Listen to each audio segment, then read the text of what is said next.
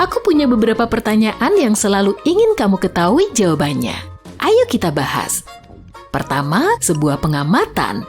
Kue dan baguette pada dasarnya adalah jenis roti. Jadi pertanyaanku adalah, mengapa ketika ditinggalkan di luar pada malam hari, kue menjadi lunak dan baguette menjadi keras? Itu nggak masuk akal. Masalahnya kue adalah roti bergula. Gula dan garam di dalamnya menyerap kelembapan dari atmosfer, makanya roti menjadi lembut. Baguette nggak mengandung banyak garam dan gula, maka baguette nggak menarik air dan mengering begitu saja. Lem super merekatkan segala sesuatu ke semua benda, tapi kenapa nggak menempel pada tabungnya ya? Ternyata lem tersebut butuh senyawa dengan hidrogen untuk berpolimerisasi. Di dalam tabung hanya ada oksigen dan gak ada air, tapi di luar ada banyak uap air. Ini juga menjelaskan mengapa benda ini selalu menempel sangat baik pada jari-jarimu, karena jari-jarimu hangat dan lembab. Aku yakin kamu pernah menangis setidaknya sekali saat memotong bawang. Kenapa hal itu bisa terjadi? Jadi bawang bombay dan bawang putih mengandung asam amino dan salah satu senyawanya terurai saat diiris. Hal ini berubah menjadi penyebab iritasi ketika bersentuhan dengan air, khususnya mata. Matamu mengeluarkan air mata untuk membersihkan penyebab iritasi tersebut, makanya kamu menangis. Ada beberapa trik yang bisa mencegahnya. Saat memotong bawang, cobalah untuk menggigit gula batu di antara gigimu, ini akan menyerap iritasi. Trik lainnya adalah dengan menggigit sepotong kecil roti di antara bibirmu, ini juga bisa membantu.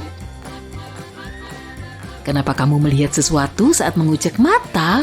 Warna dan bentuk ini disebut fosfen. Alasan mengapa kamu bisa melihatnya adalah karena saat mengucek, kamu meningkatkan tekanan pada bola mata dan mengaktifkan neuron retina yang memproses informasi visual. Begitu diaktifkan, otakmu menafsirkannya sebagai melihat sesuatu.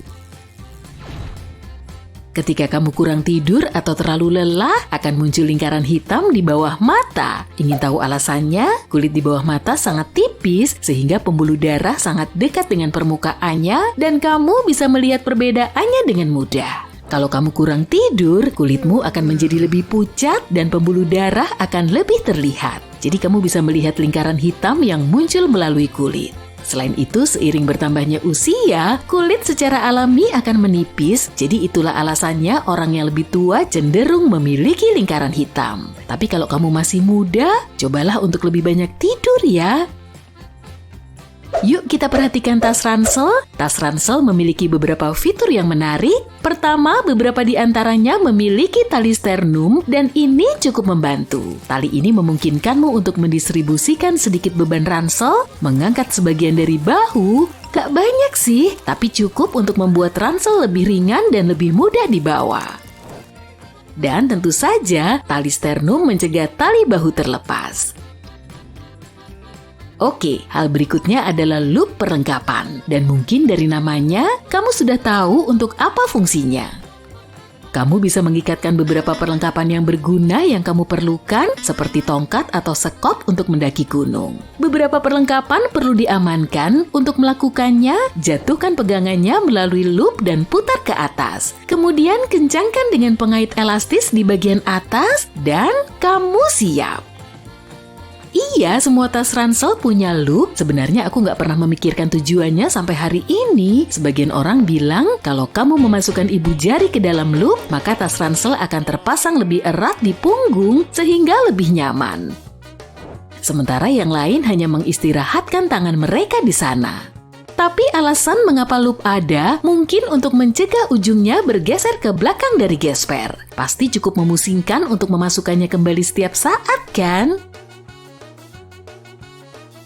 Baiklah, mari kita cermati beberapa hal biasa yang gak pernah kita perhatikan. Kita ambil contoh, celana jeans. Celana jeans punya paku keling logam. Ternyata paku keling itu sudah ada sejak celana jeans ada. Jacob Davis, orang yang membuat celana jeans pertama, menambahkan paku keling tembaga di bagian celana yang cenderung robek agar lebih kuat. Jadi itu adalah detail yang sangat penting untuk menjaga agar celana jeans tetap utuh. Saat ini paku keling lebih banyak digunakan untuk tujuan dekoratif karena merupakan ciri khas dan tradisional untuk celana jeans. Selain itu, banyak resleting dengan ukiran huruf YKK, itu adalah huruf awal dari Yoshida Kogyo Kabushiki Gaisha. Ini adalah nama perusahaan Jepang yang bisa diterjemahkan sebagai perusahaan pemegang saham manufaktur Yoshida. Perusahaan ini adalah produsen resleting terbesar di dunia, jadi semua resleting yang diproduksi oleh mereka ditandai dengan huruf-huruf ini. Perusahaan ini diperkirakan memproduksi setengah dari seluruh resleting yang ada di dunia. Itulah alasannya kamu lebih sering melihat resleting mereka daripada yang lain. Pernah perhatiin nggak kalau soda kaleng dan botol rasanya berbeda? Kamu nggak salah dan itu memang benar. Bahkan ada sains di baliknya. Para ahli kimia bilang kaleng aluminium punya lapisan polimer yang menyerap sebagian rasa soda. Jadi kaleng memang bisa mengubah rasanya. Bahan kimia dalam botol plastik dapat menambahkan asetaldehida, produk sampingan yang terbentuk saat plastik dilelehkan ke dalam minuman. Jadi itu juga sedikit mengubah rasanya. Kamu nggak akan pernah benar-benar meminum minuman aslinya. Kalau kamu ingin mencoba yang asli, belilah soda dalam botol kaca. Ketika soda disimpan dengan cara ini, rasanya paling mirip dengan yang asli. Botol plastik minuman ringan memiliki 5 tonjolan di bagian bawahnya. Botol plastik air dan jus memiliki bagian bawah yang hampir rata, kecuali sedikit lekukan. Ini nggak acak, botol plastik dibuat dengan memasukkan tabung plastik ke dalam cetakan dan meniupkan udara di dalamnya untuk membuatnya mengembang hingga mencapai bentuk yang dibutuhkan. Masalahnya ada pada bagian bawah, botol akan selalu memiliki lekukan keluar yang akan membuat botol nggak stabil. Untuk menghindarinya, udara juga didorong ke dalam dari bagian bawah, menciptakan lekukan kecil di bagian dasarnya. Dasar botol yang rata adalah hal yang umum karena butuh lebih sedikit plastik untuk pembuatannya, tapi minuman ringan dan air soda butuh perlakuan khusus.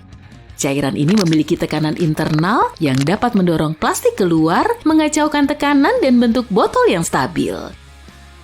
Jadi botol soda memiliki bentuk melengkung karena dengan cara ini, botol soda lebih tahan terhadap tekanan. Bandingkan melipat selembar kertas biasa dengan melipat tabung kertas, yang terakhir tentu akan lebih susah. Dengan cara yang sama, plastik yang melengkung lebih tahan terhadap tekanan apapun. Coba deh perhatiin kantong keripik lebih dekat, kamu mungkin bisa menemukan lingkaran-lingkaran kecil berwarna. Lingkaran-lingkaran ini dibuat oleh produsen untuk menguji cetakan yang digunakan pada kemasan. Mereka disebut patch control warna. Lingkaran-lingkaran itu nggak sama dengan palet yang sama dengan kemasan akhir, mereka berlapis di atas satu sama lain untuk mencapai warna akhir kantong. Jadi kenapa produsen membutuhkannya ya? Bayangkan kalau ada sesuatu yang nggak beres dan mesin cetak mencetak banyak kemasan yang salah, itu akan membuang banyak uang. Jadi patch control ini ada untuk memastikan bahwa cetakan akhir akan benar.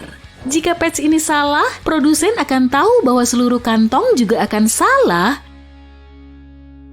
Patch ini memungkinkan printer menemukan kelebihan atau kekurangan warna dan menyelesaikan masalahnya. Tapi jangan khawatir kalau kamu nggak menemukan lingkaran ini, mungkin saja lingkaran tersebut terpotong. Perhatikan baik-baik botol susu, seringkali terdapat lingkaran terbalik pada salah satu sisinya. Lesung pipit ini ada untuk membuat botol lebih tahan dan mencegahnya pecah kalau botol ini jatuh ke lantai. Lesung pipit ini memberikan ruang lebih banyak bagi cairan untuk mengembang. Selain itu, ketika tanggal kedaluarsa semakin dekat, mikroba dalam susu mulai mengeluarkan gas. Karena semakin banyak gas yang terperangkap di dalam, tekanan di dalam botol pun meningkat. Lesung pipit mengakomodasi pemuaian dan mencegah botol pecah.